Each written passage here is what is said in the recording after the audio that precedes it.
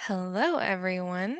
Welcome to today's webinar, Keeping Teams Engaged and Connected in 2025, presented by our Head of Leadership Growth at Educate 360, Dr. Jay Pugh. My name is Mariela Salinas, and I will be assisting and moderating our session today. We are in Zoom for today's webinar, and we will be sharing a copy of this recording with you in an email after the session. We do encourage participation throughout the session, so please use the chat or that Q&A for our short Q&A after the presentation. Educate 360 is so excited to present this webinar today. So without further ado, I'll hand it over to you, Dr. J. No worries. Thanks, Mariella. And hey, thanks for joining me, everybody. I want to welcome you all to keeping people engaged in 2025. We know how the fast-paced workforce is moving right now. We know how crazy it sort of has been. And so as we sort of dive into this, I want to share some tips and tricks to make sure that we are doing every bit of diligence we can to connect with other people. And so how do we kind of do that from the top down, from the bottom up? How do we make sure that we're really connecting on that level? Just for those that have not met me, I am our head of leadership growth at Educate 360. I've been in this space for about 10 years. I've been in the teaching and training space for over 18. I am an author in this space. This is sort of my specialty, and I really love talking about this particular topic. And so the other thing that I want to get into in just a little bit is I have 4 different daughters. And so I have to make sure that everybody's engaged and connected. So how can we even do this maybe even on a personal space? And so what we're going to do is we're going to dive right in and discuss. So I want to ask you all a question, and I'd love for you all to type this in the chat. I want you to think about what are things that you do to make sure the discussions you're having are really engaging. How do you make sure the meetings that you have are really engaging? How do you make sure that when you're walking into an important dialogue, you have everything at the ready and you feel truly prepared? I want to give everybody a few moments to answer those questions, and we'll give that just a minute. We'll have everybody start typing those responses in the chat.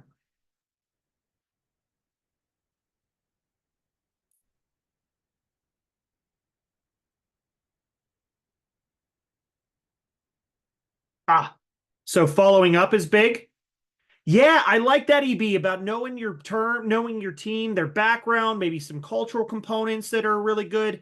I like the idea of keeping things organized while still keeping it infotainment as style, as I like to say. Knowing your audience is really important, asking key questions. I love this from Marisol. You mentioned being prepared with questions, but being ready to open up, always keeping that mind at the open. I love going to spur up discussion, having those go-tos.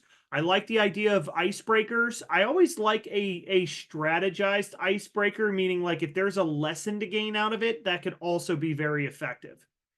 And so I say this because typically when we get into a deeper dialogue, what I really try to hone in on are the 3 things that I focus is number 1, knowing your content first and foremost, knowing yourself and knowing who you are and the way you deliver a message and knowing what's really important, how you can be able to maintain your authenticity. And then the last piece, which was mentioned a few times, which is knowing your audience. And so I like this idea of like keeping things fun, keeping it a little bit engaged, making sure we're ready to go though, because we don't want it just to be I don't like to call it the kumbaya session, but we want elements to feel connected in those meetings. And I really like the idea of having some friendly sort of dialogue. Maybe there's a little banter. It's bringing this in. I really like the idea of having agendas. The biggest component that I like to get into when we talk about dialogues is, have we checked all 3 of these boxes? Have we checked all 3 of these boxes? And so what we're going to call this is the CYA model of preparation. And I know how many of you are already probably giggling a little bit because you may know that CYA means or stands for something else just by a quick thumbs up or in the reactions panel.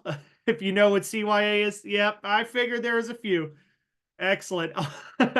So I like using CYA because it does kind of do that, but how I really prepare for CYA is I prepare 3 different ways for dialogues. I check myself on 3 different things.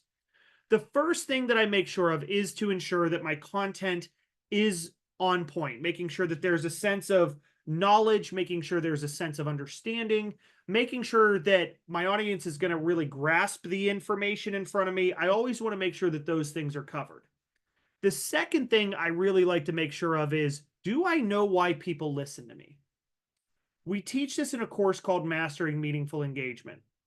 And this is a huge sort of personalized topic, which is where I always like to get into to say, do you know the real reasons why people listen to you? Do you know what those qualities, those characteristics, right? And so I always like to make sure that you know what your delivery mechanism is. That's going to be a really important piece.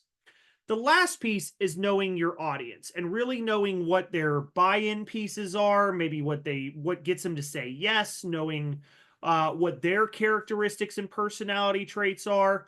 Those are going to be really important pieces.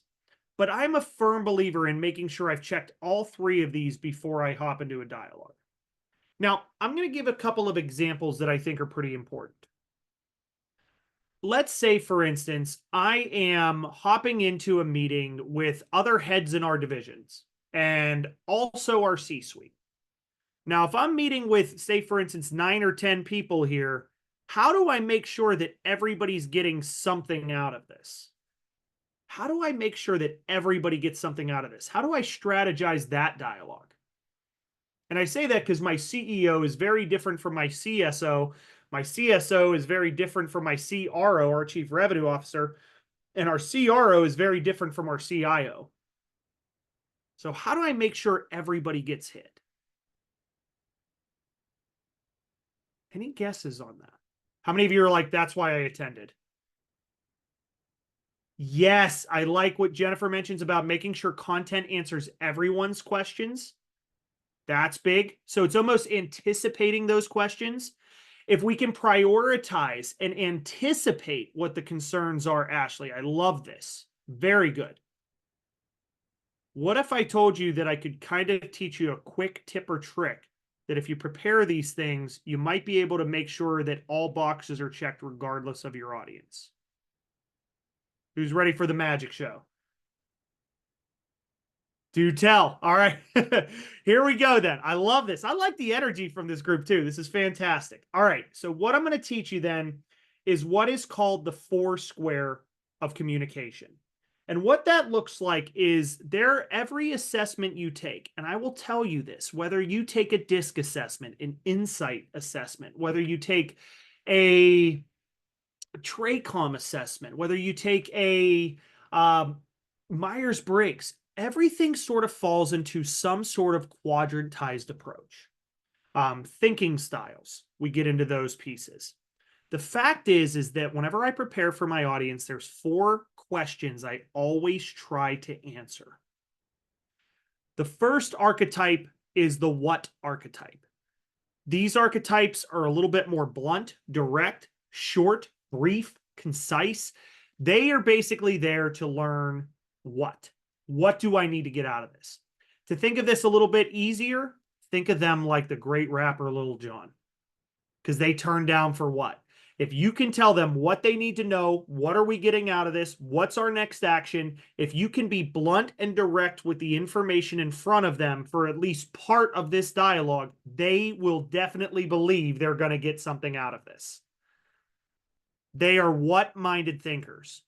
So in this case, I love bringing in tables, visuals. I love anything that is visual representation. I try to bring that over to them. So charts, tables, graphs, raw numbers. I try to bullet points. Oh, this archetype loves good bullet points. Something quick and visual is something I'll provide for that group. So I'll make sure in my agenda, I will have, and it is, and Jennifer, you mentioned this concept of what's in it for them, right? This is what is in it for them. But there's four major archetypes that I try to make sure I check all my boxes with. The first one are the what audience, that's what's in it for them, is something quick and something visual. The second group, though, not everybody is a what-minded person.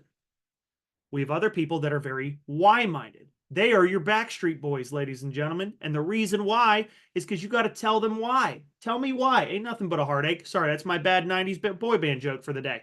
But I get into this because the why is why we are here. Why is the mission important? What is the big picture? So, what I always lead them into here is the goal. We have to remember what the goal and the outcome is. We have to focus on that, and we have to remind them during the meeting why we are here, because nobody wants to attend a meeting that should have just been an email. Why do we care? Jennifer is a big point. Why do we care? Why does it really, one of the key words I love to bring in is, why does this matter? Why does this matter in the grand scheme of things? So I bring in opportunity for goals, outcome, big picture thinking. I have to make sure that my dialogue has something included with that. The third piece of this gets into the greatest one-hit wonder of all time. And I will tell you, in my mind, he beats the Macarena. And that is the great Montel Jordan, who once so eloquently said in 1996, "This is how we do it." There are people who are attending these dialogues or wanting to gain information that is looking for true process or plans. They are there to have the concrete reliability. They are looking for the ones, twos, and threes, the numbered steps, the breakdowns. They're looking for here's how we can get from point A to point B. Whereas why minded folks are looking for how do we really achieve the overall mission? The how people are looking for how do we get from point A to point B? What are our key steps that we need to get through? So you have to have something in your dialogue that is chronological. That is a really important piece of this. How is, Dominic, I really like the way you say this. How are we going to execute? What are the steps to execution? And lastly, there are people, and these are the people that really love more of the icebreakers. They like more of the dialogues, the communication side of things. They need something to be about the people. There has to be something people focused. How does this help people? How can we help people? It is truly about the help of things. These are who-minded folks. This is the great rock band, because what really matters to them is who are you? Who benefits? Who wins? Who gains? Who gets helped? Who gets served? All the above. The who-minded people are normally your supportive people, caring people, empathetic people. They lead in that space. And so if you look at this from a DISC mentality, what happens is that D, I, S, and C. If you look at this from an insights perspective, this is red, this is yellow, this is green, and this is blue. If you look at it from a TRACOM perspective, these are typically your driving personality. This is your expressive behavior. This is your amiable, also known as the friendly type. And then you have your analytical. But these archetypes, regardless of the assessment that you take, they all focus on this understanding that there are these archetypes, cravings of information that we should be providing in every dialogue. So check your boxes.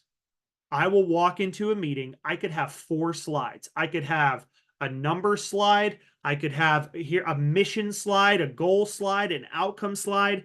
I could have a step-by-step, a workflow slide, and I could have areas for input, dialogue, and connectivity. And everybody would walk into that meeting feeling like they got something out of it. How many of you like the 4 square?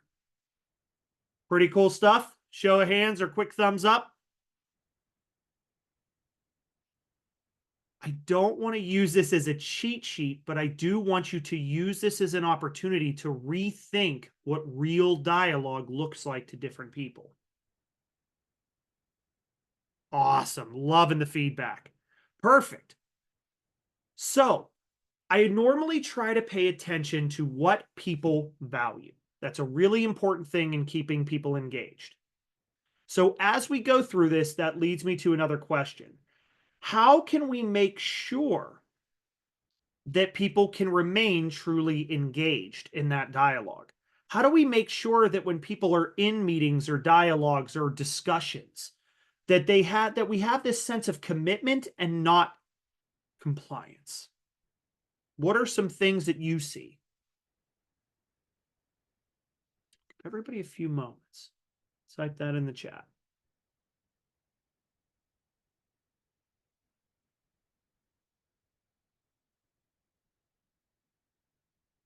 How many of you are also like, boy, I'd like to know a few tips or tricks here?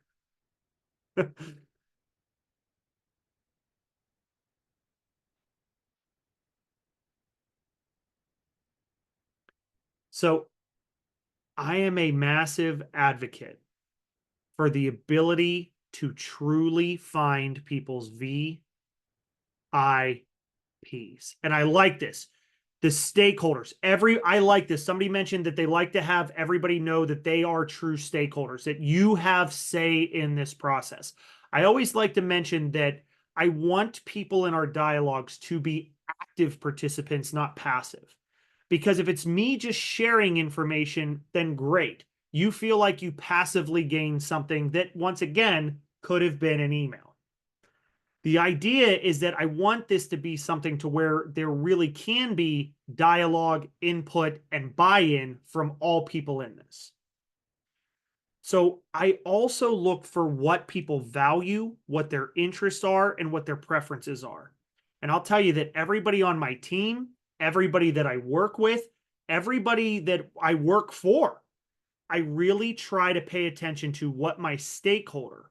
We look at stakeholders from a perspective of what it is they want to achieve out of an outcome. What I look at a stakeholder is what do they really value as a human being in that dialogue? So, the first thing that I really try to bring in is this understanding of what we call the audience triangle. The audience triangle, and I'll clear a couple annotations. When we get into the space of captivation, this is typically where that four square comes into play. This is where I'm going to try to engage. And I think in this case, we have about 50 or so people here. I'm going to try to engage everybody at once. That's the captivation technique. This is where four squares come into play.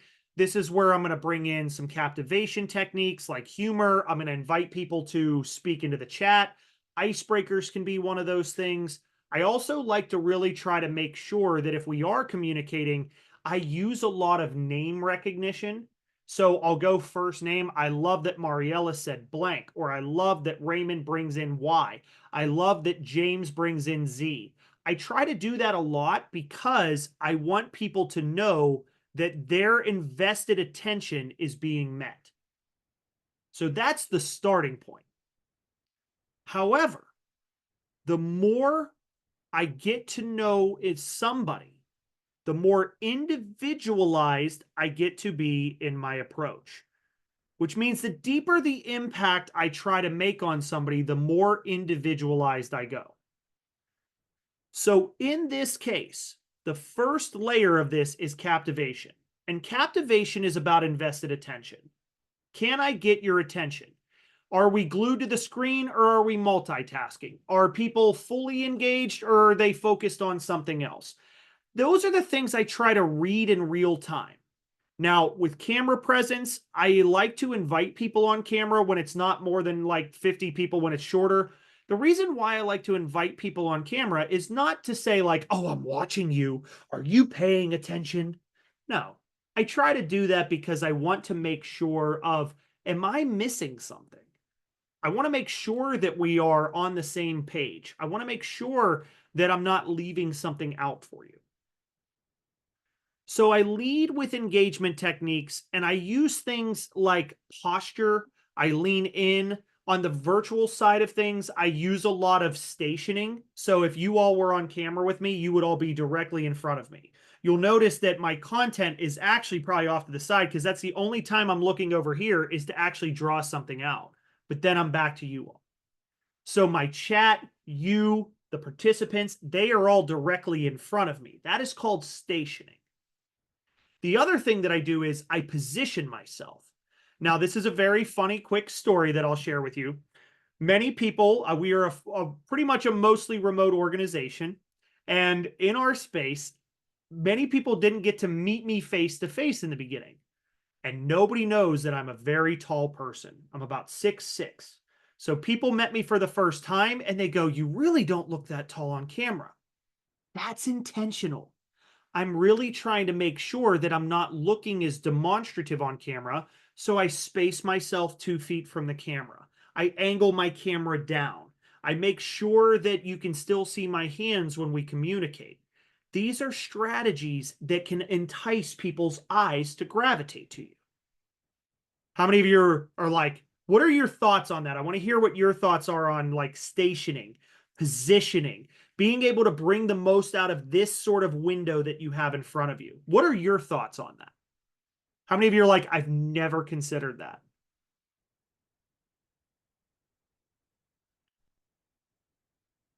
It is. It'll get your audience's attention. Isn't it neat to think about? You don't want to intimidate anybody. I don't want to come off as demonstrative. I also don't want to come off to where how many of you ever seen the meeting in here to where you see like the head getting cut off on the bottom and they're like 48 feet away? Then your background takes that over. East Coast presence. I like that. Somebody mentioned, yeah, it could be a very East Coast presence in this case. And you're right that backgrounds matter. I try to make sure that my background is clean, but I don't want it taking up everything. I don't want it diverting attention from the East Coast presence, if you will, of being on camera and showing that eyes can gravitate. Those are captivation techniques. And they are, EB, you're right. Sometimes the backgrounds, they take up so much space that the person ends up getting lost in it. So you're absolutely right. Now, as I go through this, that can only sustain for so long. So what I try to do is go deeper and deeper. And the next piece that I get into is ensuring clarity. Clarity does not just mean, does that make sense? That's depth. Depth does that make sense to you all? And you give me a thumbs up and you're like, yep, sure. Alignment means what specifically do you buy into? That's a key difference. And so that takes me more to an individualized buy-in component. So to share this with you, the first layer, which is invested attention, you're looking for things like body language, eye contact. You're trying to show presence and focus. You're trying to really get eyes, hands, and body to gravitate to you. That's the idea. Then as you go further down, the next piece of this gets into invested understanding, which means, does this make sense? If you all were on camera, I would be looking for things like, are they taking notes here? Where is their hands? I always pay attention to hands on chins or eyebrows moving because that's showing thought and process. Question asking is a really important thing.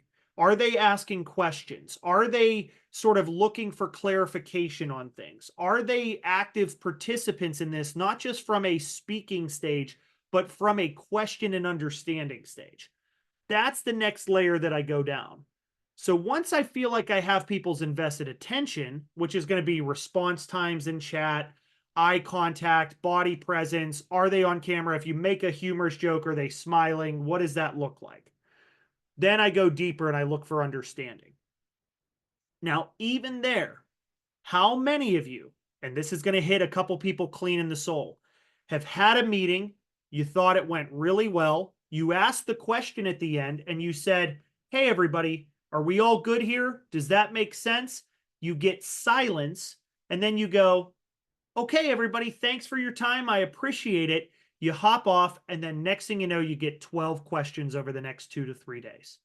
By a thumbs up, how many of you have ever happens to you?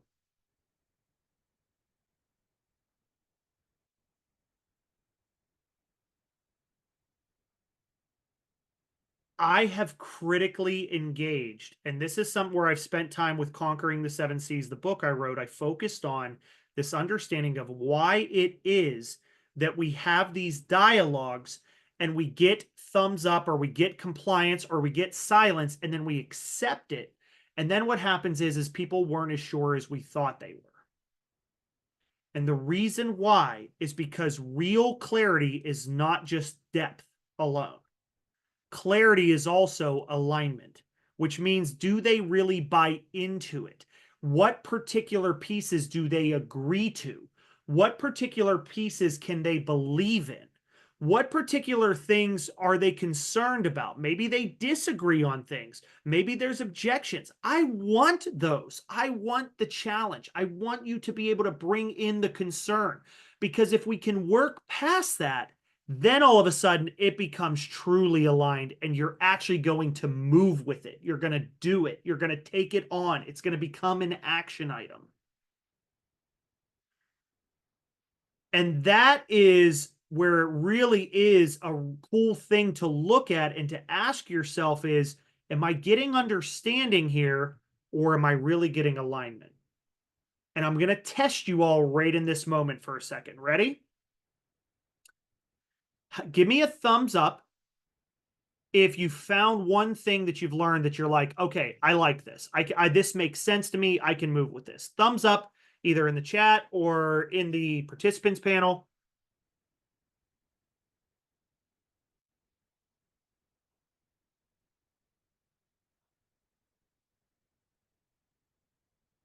And watching them fly. If you want to hit the hand raiser, that works too. If it's easier to find, their reactions are typically at the bottom.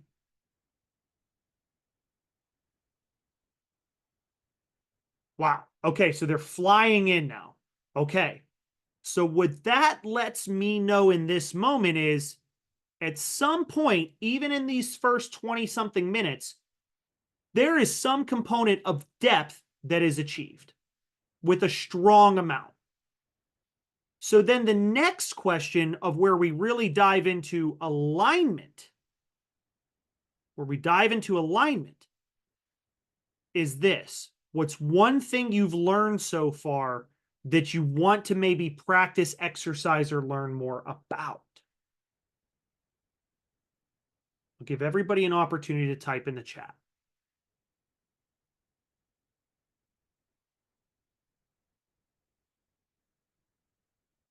Mmm.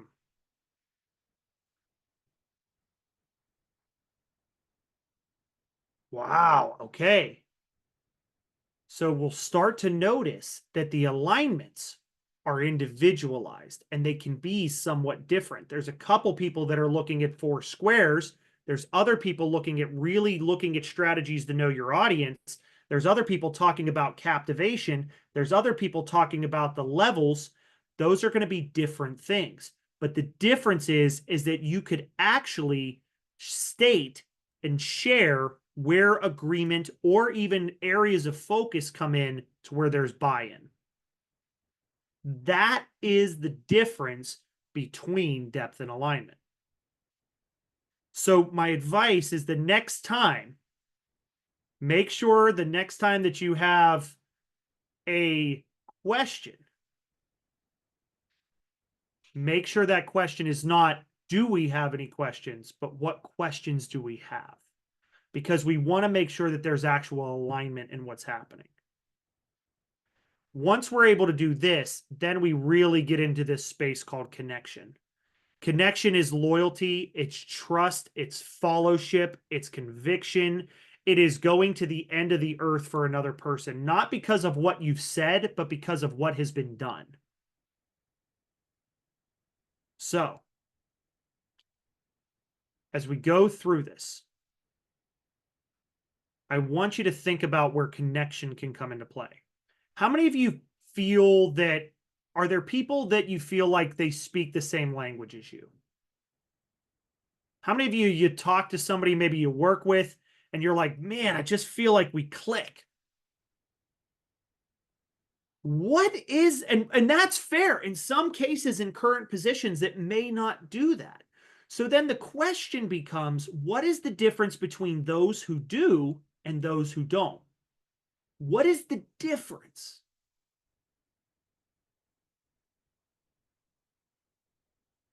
Trust. And that is where connection comes in, Kelly. I really like that. How did we get there? Yeah, there's a sense of communication approaches. There could be a lack of engagement versus a true desire to engage.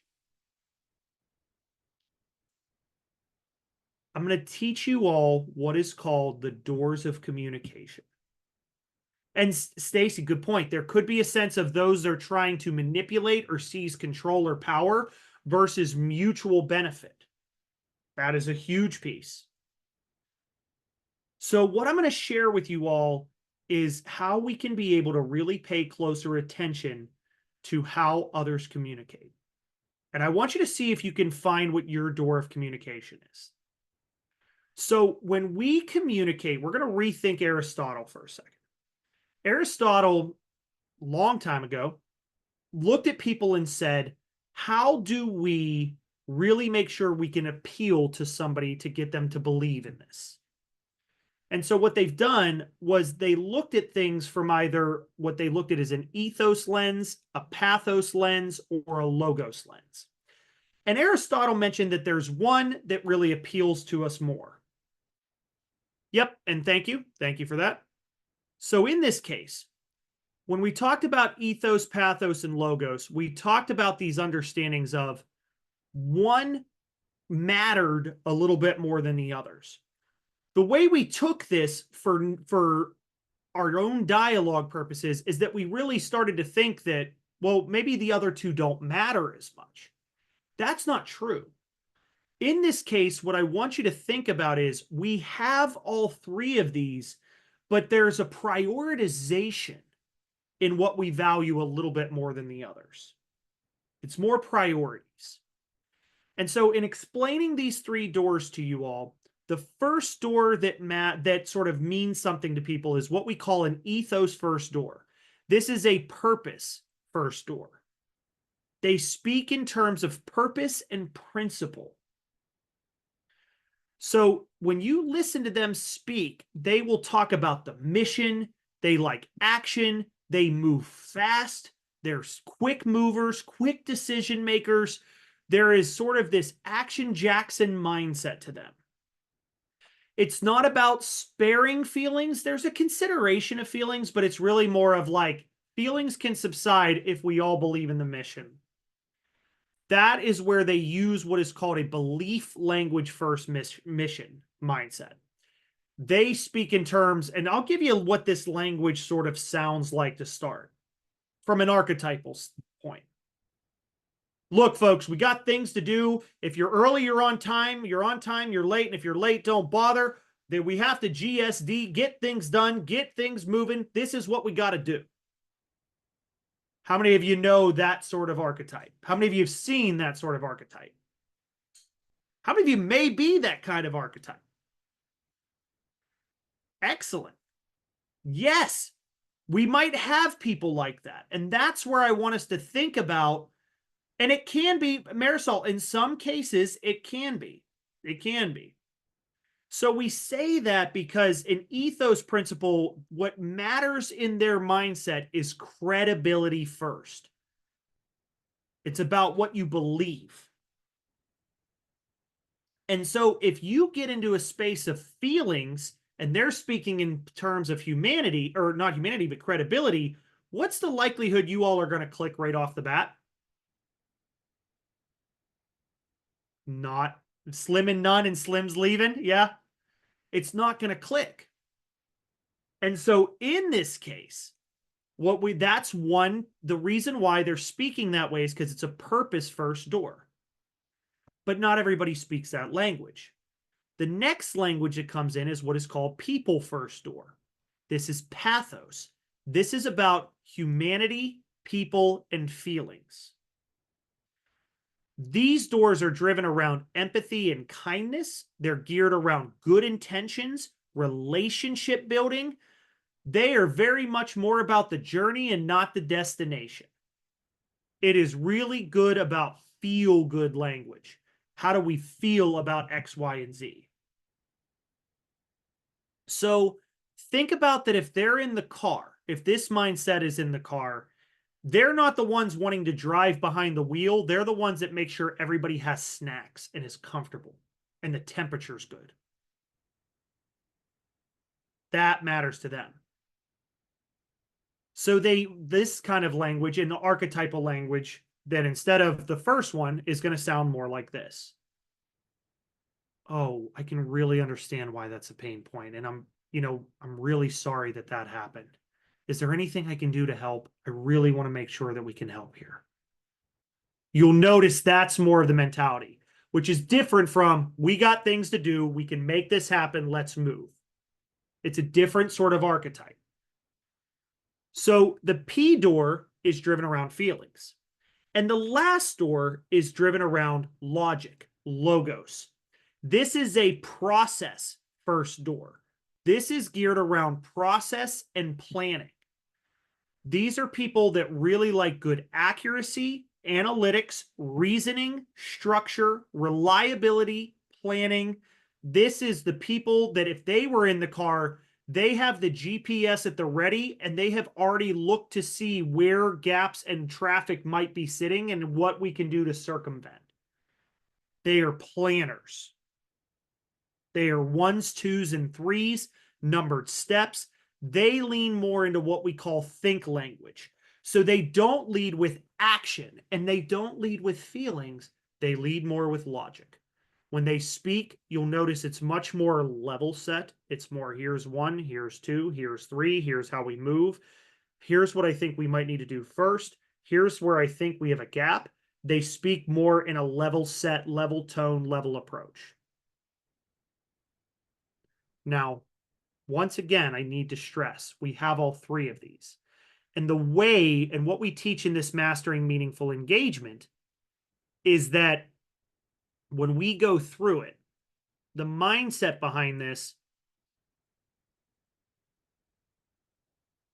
is geared around that your first door is your captivation door. This is the one that gets your real attention. This is where in the first 7 to 30 seconds, people are either going to go, yep, or they're going to go, nope. These are going to be the first doors of attention. The second door is where alignment starts to come into play, where we start to make things make sense. We start to look and see where we buy in a little bit. And the last door is where we actually open up to people. It's where we let ourselves out and can let ourselves be a little bit more vulnerable in this space. So I say this because I want you to think that you are here and you need to unlock to get to that level of deep connection with your individuals.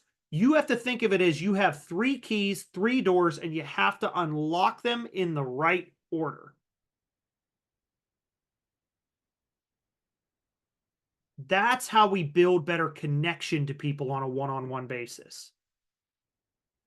Now, anybody ready to learn the archetypes? Who's excited to learn these? And I guarantee you what's going to happen is you're going to see these and you're going to go, oh my gosh, that is Sandy, or oh my gosh, that is Leon, or oh my gosh, that is Dave. This is going to be the cool thing. The other thing you may realize, and it's not intentional by this, but you might realize that if you have a spouse, you might go, oh my gosh, I married this. So we're going to get into it. Here are the archetypes. The ELP. So if they're ethos first, and then they go to logic, they are typically known as hunters and movers. They move the fastest. If they had a motto, it would be Sweet Mama Brown's video interview to where she said, ain't nobody got time for that. That is an ELP's method. They move quick. They move fast. They have always something to do. There's 28 plates spinning at once. We got to get them done. We got to take care of them. We got to get it done. I will tell you that that is my archetype. I am a mover. I am a shaker. I am somebody that if I'm not moving, I'm dying. I love action. And right. And how many of you are looking at this going, oh my gosh, that is me. I didn't even realize that that's me. Or you might be looking and going, oh my gosh, I married that. That's where this comes into play. So I am more of an ELP. And I'm going to put this out on here because I have different people on my team that have different mindsets to this. That we are. They're go, go, go. EPLs are also movers. They want to move, but I consider them more of like the mamas and the papas. They want to take people under their wing. There's a little bit more guidance, there's a little bit more understanding. They take an extra minute to connect with people, but they still want to move. They're really the key word here is much more about guidance, taking people under their wing.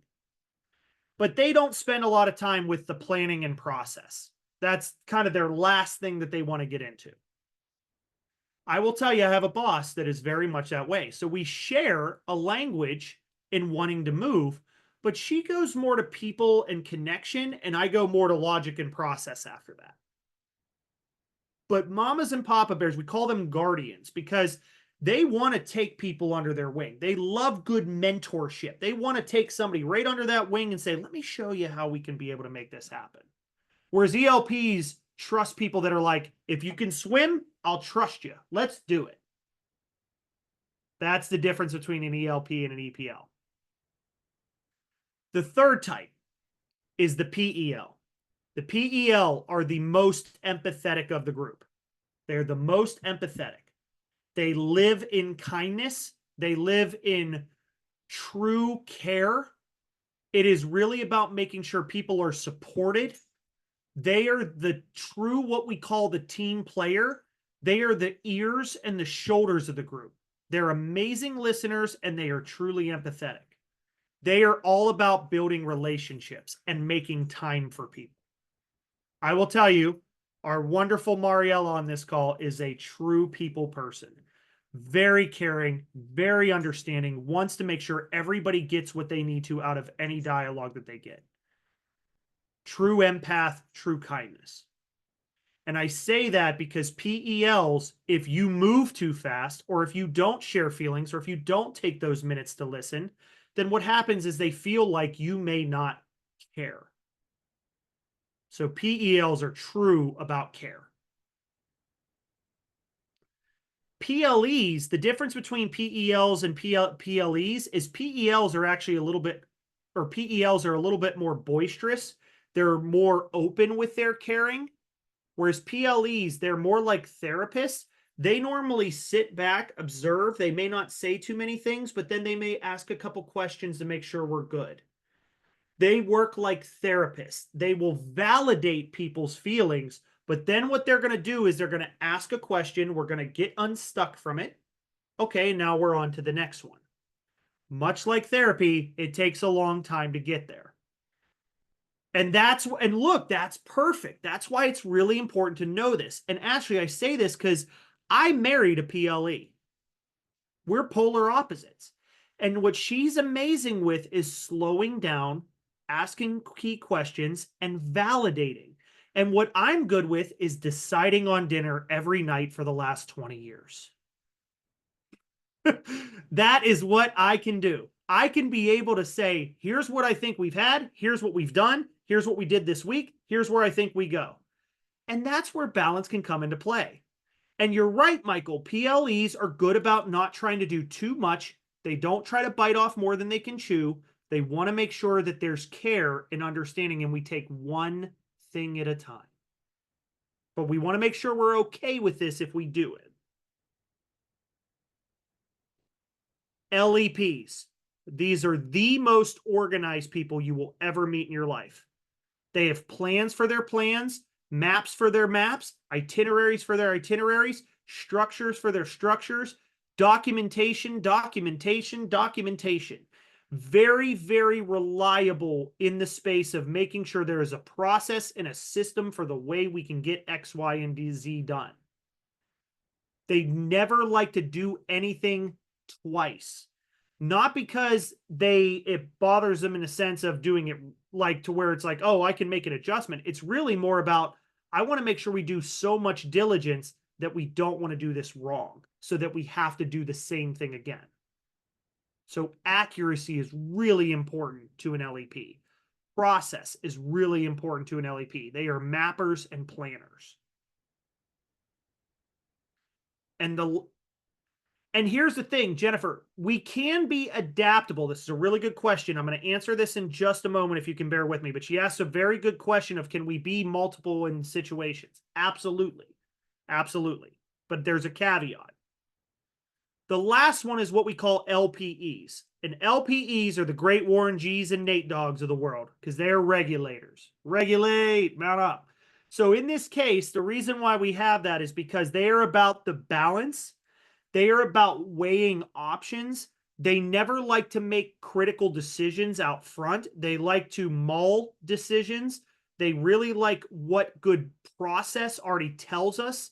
They like pros and cons. They like balancing. If there is a balanced option, they try to play things safer.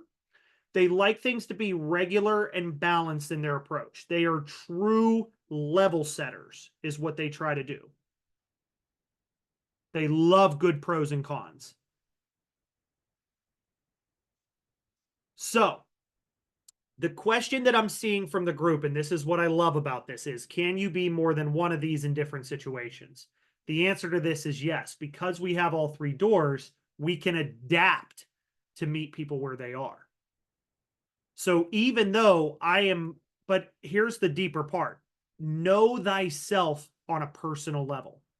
Know what it is that really speaks to you as a human being. Because then it makes it easier to adapt to all of these. And I say this because I learned that I'm more of an ELP person. But then I go, oh, I could easily be an EPL any day of the week. I could easily shift to an LEP any day of the week. I can slow down to speed up. I can build a process when we need to. But then I go, boy, being a PLE is a little harder for me. That's going to take more effort to get there. So the purpose of this is knowing where you are so that you can know where you need to go. That's the idea. So I'm an ELP. I could easily move to an EPL, an LEP. I could even shift to PEL a little bit easier. The two that I really struggle with is PLEs and EPLs. And the reason why is because of decision making takes longer. But I know that about myself.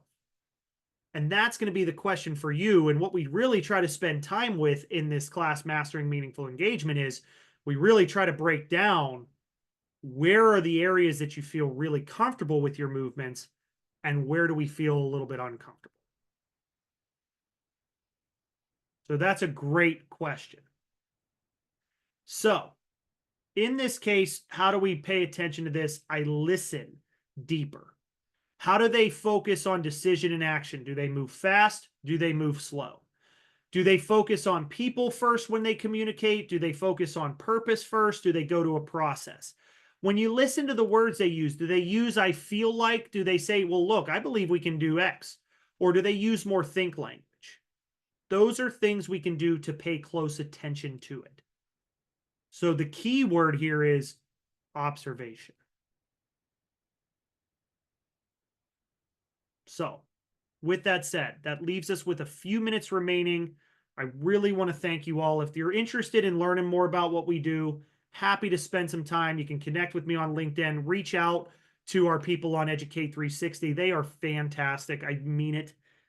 They can definitely be able to help too, but I also want to make sure I can be a helpful resource. But with that said, I'll open up the floor to any final questions. And Mariella, take it away. Absolutely, Dr. J. So I will go ahead and give our audience a minute or two to drop in any last minute questions or feedback. I also went ahead and dropped in a little bit more info about mastering meaningful engagement. We did have a question here. I believe you kind of chatted about it already, but what about like insights or love languages can you be all but different levels? Really great question. So this is where like insights, like love languages, like DISC, like TRACOM. We've TRACOM assessments. One thing that I like to say is you can be able to have multiple pieces to you, but I always say the key word to really pay attention to is priority.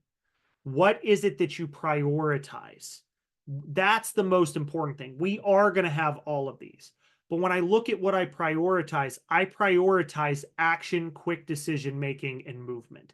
That is what matters to, that's what scratches my itch, if you will. So know what it is that scratches your itch. Excellent. Awesome. And we had a bunch of really amazing feedback, lots of insightful info. So, again, just want to remind our amazing audience to visit watermarklearning.com or that link I dropped in the chat to learn a little bit more about mastering meaningful engagement. Alrighty. Thank you all so much for joining us today. Thank you all so much for taking the time. And thank you so much, Dr. J, as usual. Awesome. Thank you, everybody. It's been great to see you all in the chat and really appreciate the feedback. If there is anything else you want to see, please reach out. Happy to help. Always, always. Alrighty. Well, thank you all again for spending your time with us today. We will see you all very soon, hopefully in the classroom. But bye for now.